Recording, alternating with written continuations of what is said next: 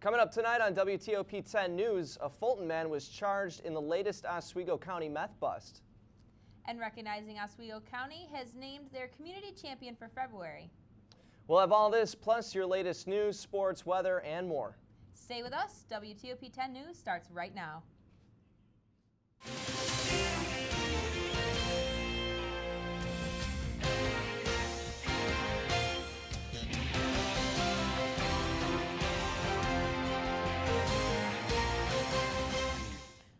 Good evening, everyone. I'm Jack Tieber.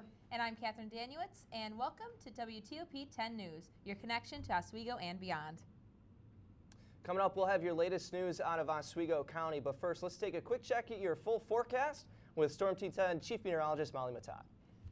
Hey, thanks guys, and a very great Wednesday evening to you, Oswego. Let's take a quick check of our current conditions right now. We're sitting at 11 degrees, a little bit warmer than we've been used to in our usual evening times here in Oswego. We've been seeing temperatures in the single digits at 0 and even below 0, so 11 feels a little bit like a heat wave right now.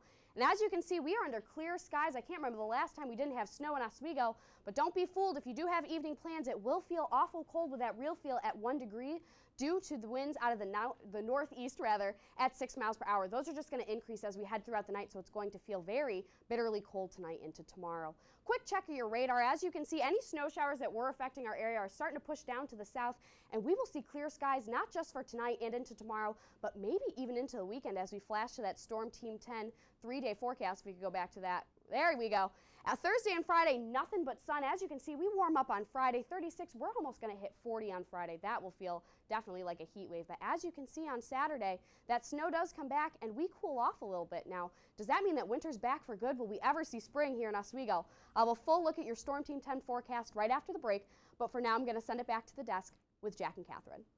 All right, thanks, Molly. An Oswego man is behind bars Wednesday evening after being arrested on meth charges Tuesday. Oswego police say they responded to a call on the city's east side where a portion of East 9th Street was closed for nearly an hour. A vehicle there was searched after being suspected of having tools used to make meth. Police say Ronald Ricord was charged with unlawful manufacturing of methamphetamines in the 3rd degree. No injuries were reported during the investigation. This is the first meth lab bust of 2014, while last year Oswego police recorded an all-time high of 7 meth lab busts in the county. Recognizing Oswego County had named Thomas Abbott as February's community champion. The theme for this month was indoor physical activity and recreation. Abbott is the owner of a Taekwondo place in Mexico, which he opened in February of 2007. ROC focuses on positive efforts toward a good community, and each month uses the award as a platform to promote the wonderful work that is being put forth for the well-being of children and adults alike. In an interview, Abbott said that when he started Taekwondo over 20 years ago, he gained a lot of self-confidence, and that's what he wanted to give back to the children in the community. For March, ROC is looking for nominees for community champions for focusing in literary awareness. A Syracuse woman is facing a list of charges after stealing clothes from Destiny USA, then leading officers on a chase through the city on Saturday. Syracuse police say 21-year-old Shyla Bailey stole 7 sets of children's clothing from the Bon-Ton store at the mall by lining her purse with foil that allowed her to evade security detectors. When she left the parking lot, Bailey then backed into 2 cars and hit 2 people. Police then caught up with her on West Street, where a chase ensued until she reached the 300 block of Tully Street and fled on foot. Police soon apprehended her and charged Bailey with several accounts, including petite larceny and fleeing from police in a motor vehicle. There's no word tonight on the extent of the injuries of the people who Bailey hit. Police report that last Friday night, at least 7 cars were broken into. The crime took place outside of the brand new Good Buddies in Camillus. Items such as electronics and purses were stolen from the 7 cars, but more may have been broken into without any stolen items. Some of the items were recovered from trash bins in the surrounding areas. No suspects were identified as of yet. The Student Association on debate took place this evening at Johnson Hall at SUNY Oswego. Here to tell us more about the debate is our very own Dan I.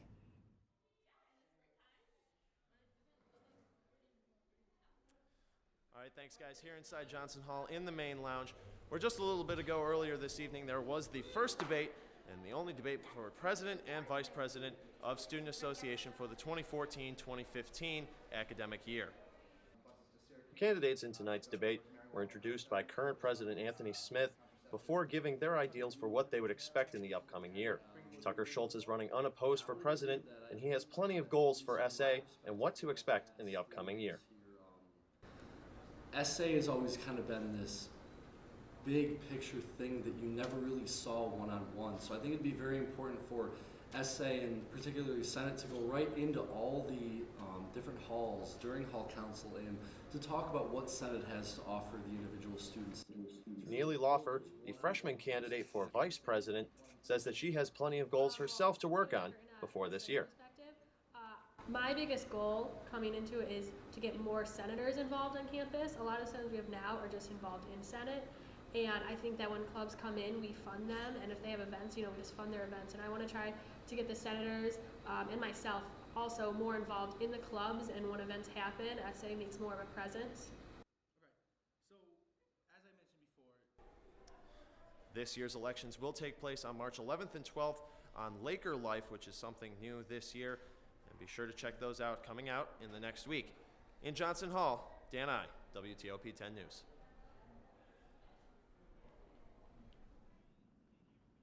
All right, thanks, Dan. SUNY Oswego will be celebrating 25 years of collecting and showcasing scholarly and creative work tomorrow during a special reception. The event will take place at the Lake Effect Cafe and Penfield Library from 4 to 6 p.m. There will be a new display on hand featuring faculty and professional staff works. The event is free, and parking for those without a campus parking sticker is $1. Tomorrow from 6:30 to 8:30, actor and writer Deborah Jean Templin will be performing Unsinkable Women, Stories and Songs from the Titanic. This will be covering well-known stories such as Madeline Astor's, Margaret Tobin Brown's, and the Unsinkable Molly story. The show, based on actual diaries, letters, and interviews, will be taking place in Campus Center, Room 132. Unsinkable Women is part of SUNY Oswego's Women's History Month observance. The show is free of charge, but will cost you $1 to park if you don't already have a parking sticker. Coming up after the break, the Broadway lobbies Albany for tax breaks like Hollywood. And an opponent has been announced to run against Governor Andrew Cuomo. Plus, we'll have a full check of your forecast with Storm Team 10 Chief Meteorologist Molly Matat. Stay with us. You're watching WTOP 10 News.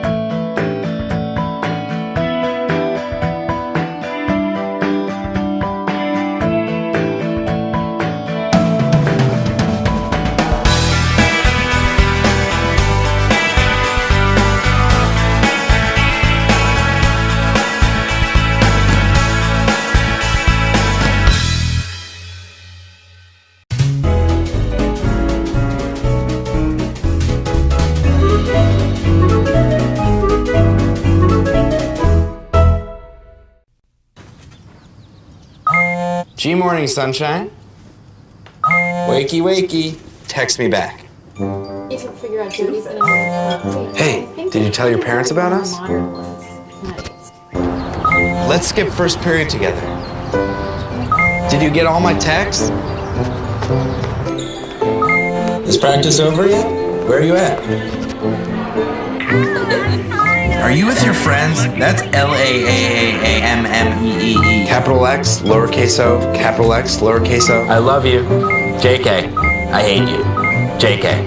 Are you ignoring me? We're in a huge fight right now. Is this something I did? I can see your lights on. I'm coming over. What'd you dream about? Me? I'm lonely. Holla back. Holla back. Let's try something new. Nude pics. Send me some. Text me.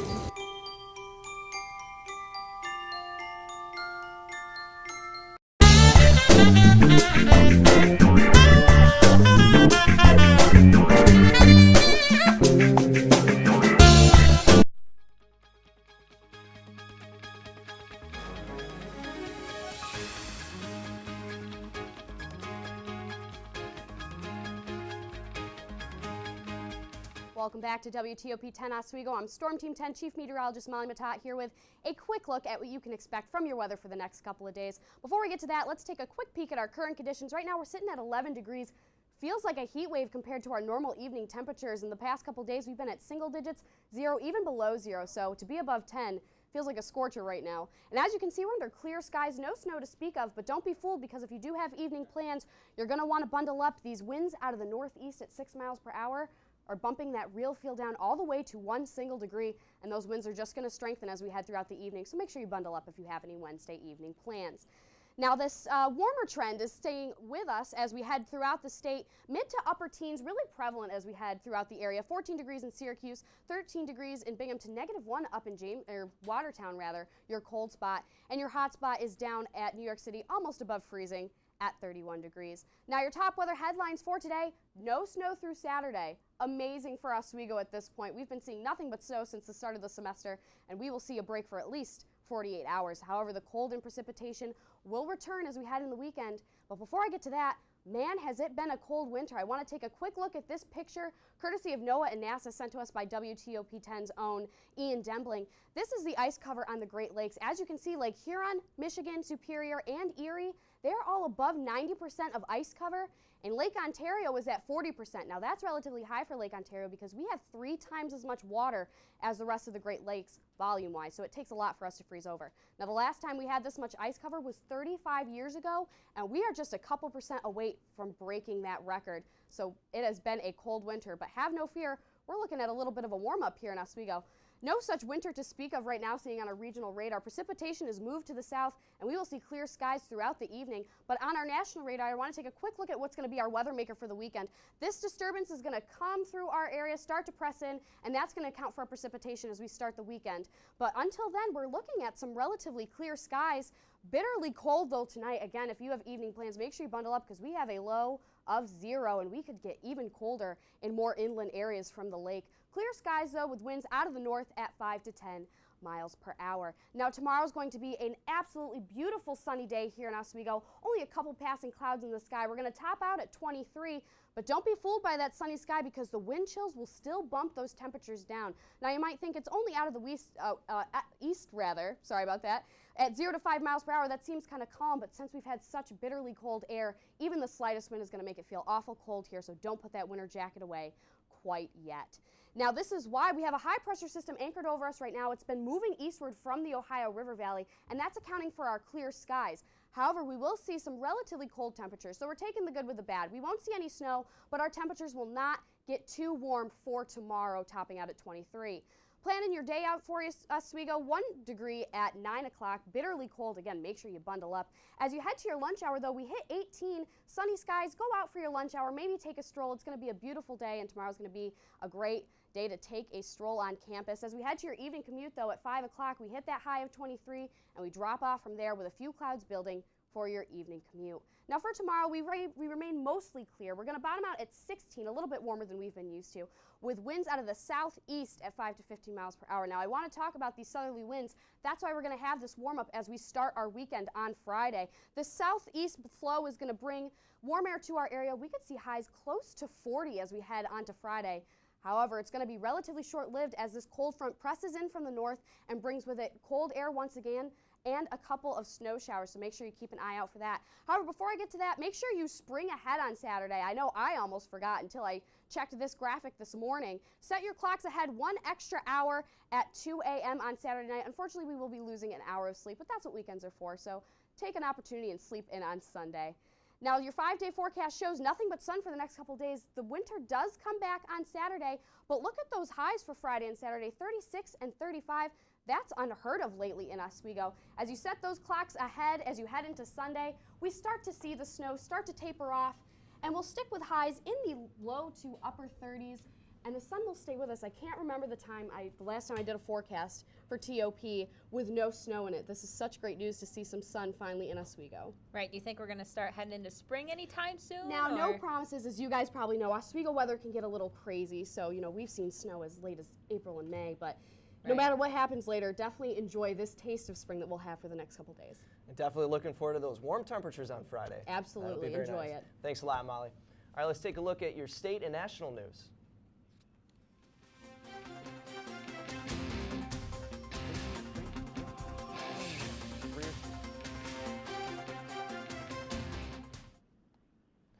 Live theater producers are asking for tax breaks to keep productions in New York. A group of producers called Keep Broadway in New York was in Albany Wednesday to lobby state government to give them the same treatment Hollywood producers get. Currently, New York offers $5 million in tax credits to movie and television studios which film in the New York City area. Keep Broadway in New York is asking for the same tax credits, which would give live theater production companies a refund of 30% in the state. A spokesperson for the group says the tax credit would help to bring touring Broadway producers upstate rather than to other regions. The group says Broadway theater generates over $11 billion in New York City and supports 86,000 jobs. State Senator Betty Little has expressed support for the proposal. Westchester County Executive Rob Astorino has formally announced that he will run against Governor Andrew Cuomo as a Republican opponent, and Astorino is planning to begin his campaign tomorrow in the Bronx and then move to Buffalo, followed by a campaign trail of upstate cities. In his online video announcing his candidacy, he made it clear that he'll be attacking Cuomo. He has stated that the economy, taxes, and jobs will be central to his campaign. Astorino has his work cut out for him. Current Governor Andrew Cuomo has a clear upper hand in the election, with public opinion in his favor and $33 million towards a campaign. This isn't slowing down Astorino, who is embracing his role as the underdog.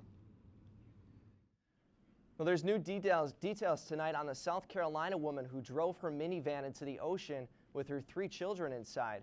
During a news conference Wednesday, it was revealed the sister of 31-year-old Ebony Wilkerson said she had talked about demons the day before she left the house with her children and then drove into the ocean. The chief of police in Daytona Beach said that Wilkerson went to a medical center to be checked out on Monday, but decided against it and walked out. Wilkerson is undergoing a mental check after the incident. Police say Wilkerson had expressed fear that her husband would come to Florida to harm her and her children. Police say it is too early to say if Wilkerson will face any criminal charges. Today in federal court, Osama bin Laden's son went on trial for conspiring to kill Americans after the September 11th attacks. It is reported that he was recruited to al-Qaeda because he's a good public speaker who can inspire recruits to attack the United States. On the other hand, the defendant says that he's just an innocent husband and father. He's quoted saying, "These young men who have destroyed the United States and launched the storm of airplanes against it have done a good deed. The storm of airplanes will not abate." The defense said that there isn't enough evidence to prosecute, and the trial is based on fear and alarm. At least 25 people are now dead in an escalation of the protests in Ukraine, and hundreds of others are hospitalized. And there's no end in sight to the division between the demonstrators and their government. Andrew Spencer of CNN reports. Oh my God. Water sprayed on the smoldering debris created clouds of steam for hours. Shingles, glass, fiberglass insulation, parts of trees, pieces of furniture, all littered through this part of the neighborhood. I was told that there's 55 units that have been damaged. Obviously, the power to that area is cut off. Gas company contractors working near these townhouses in Ewing Township, New Jersey, reported possible damage to a gas line just before noon on Tuesday. The explosion happened about an hour later as a crew with Public Service Electric and Gas was trying to repair the line. Just a loud explosion. Like a bomb hit the whole area. I was pushed back from the pressure of it. I can see nothing but fire. Homes were blown out, windows were blown out. 7 workers were injured. A woman who lived nearby was killed. Her body was found outside. Because of the condition of the body, we're not able to ID it. We'll have to wait for the autopsy and go through the autopsy procedure to do that so that we're 100% sure. Some people were eventually allowed to go back home, but residents of about 30 of the 2- and 3-story townhouses had to find other places to sleep Tuesday night. State and local inspectors plan to continue checking for structural damage Wednesday morning to make sure the buildings still standing are safe. I'm Andrew Spencer reporting. Okay, we apologize for that was the wrong story that we were supposed to play. But coming up after the break, we'll hear from Nikita Ramos about the latest phone from Nokia, and we'll take a full look at sports with Alex Ettinger. But first, take a look at your late night menu. Stay with us. You're watching WTOP 10 News.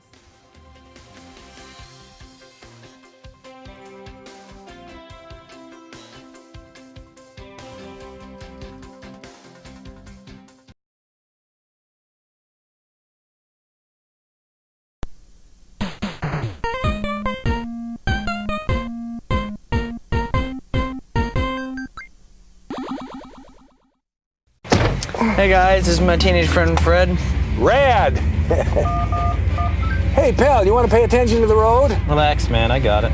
Look, my man, if your bad driving gets me killed, you better hope you die too, or I will haunt you silly. And I'm not just gonna float over your bed like, woo! I'm gonna be making a more annoying noise, like, ah! And instead of wearing those long white robes, I think I'll wear something more form-fitting and upsetting. The other ghosts will look and be like, wow, we've never seen that before. Hi, I'm CNN's Rob Marciano, and you're watching WTOP 10, your television station.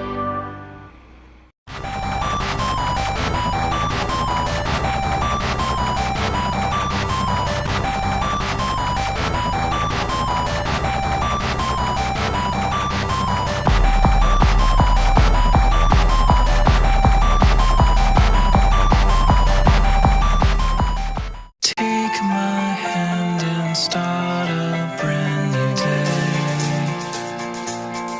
And together as one we'll start to see some change. Underneath everything we are, underneath everything we do, we are all people, connected, interdependent, united. And when we reach out a hand to one, we can influence the condition of all. That's what it means to live united.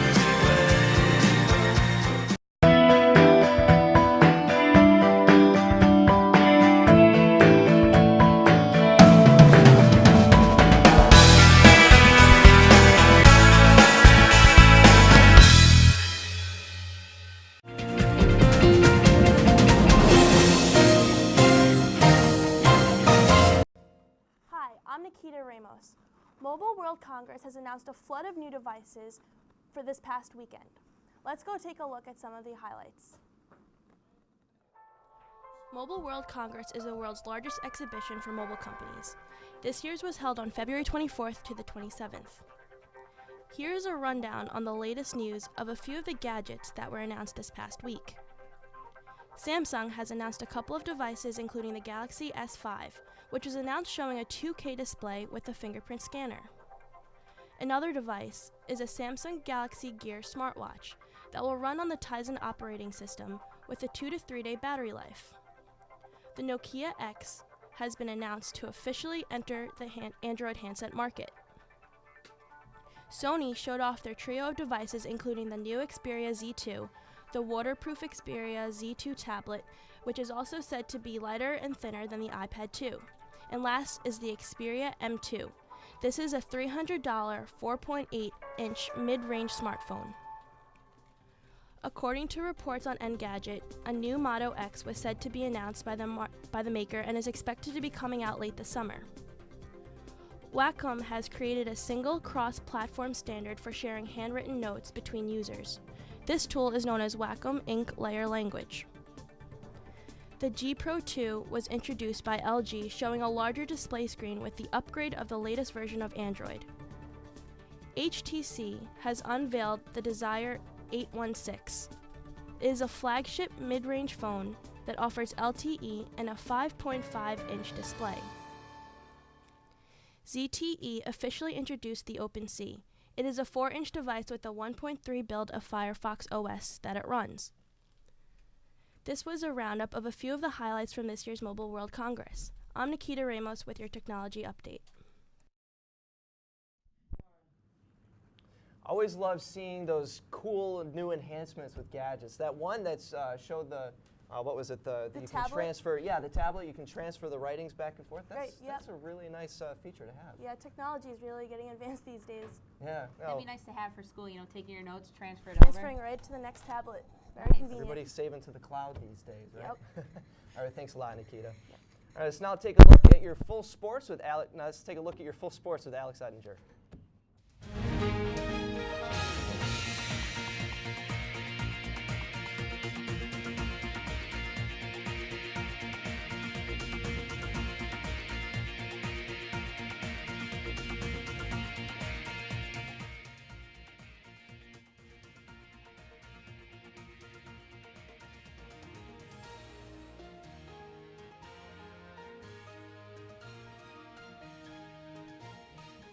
Tomorrow, tickets for the SUNYAC Championship hockey game go on sale. Ticket sales will begin at 12 p.m. at the Campus Center box office. The tickets will remain on sale until they are sold out or until 6 p.m. on Friday.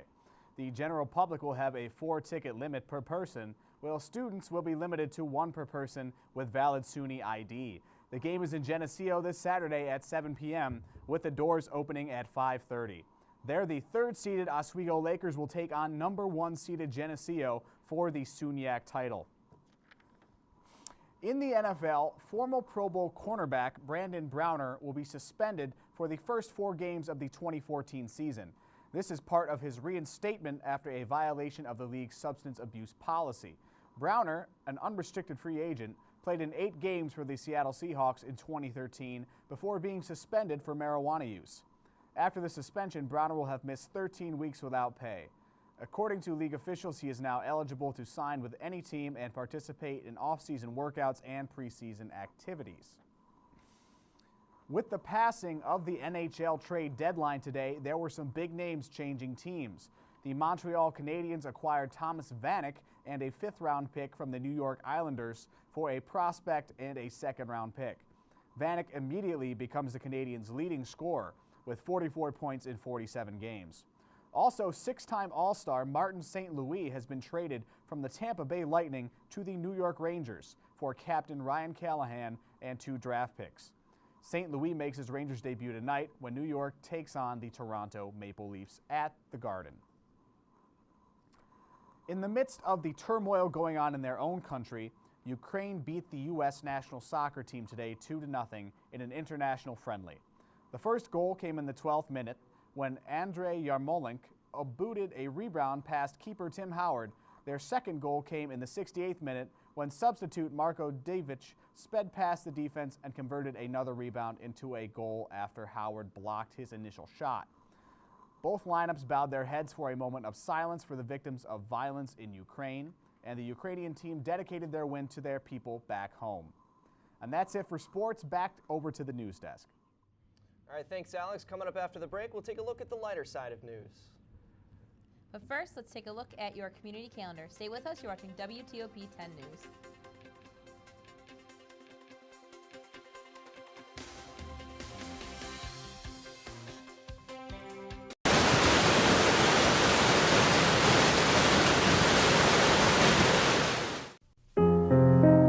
Everyone has friends.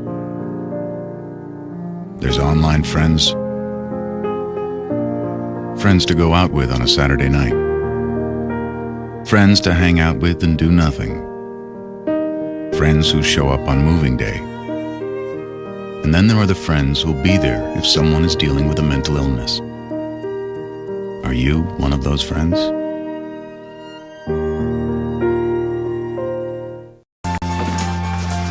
Teaching a kid football is one thing. Keeping a kid in school, that's the name of my game. My name is LaDainian Thomason. I don't just wear the shirt, I live it.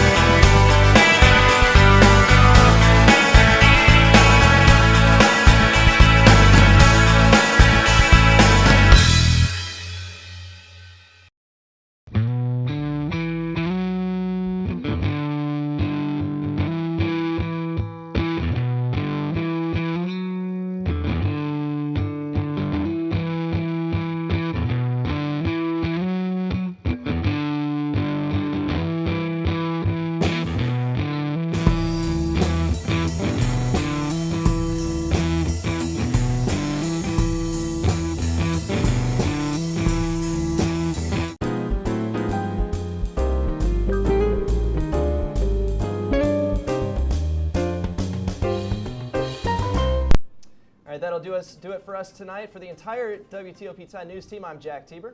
And I'm Kathy Danuitz. Thanks for joining us.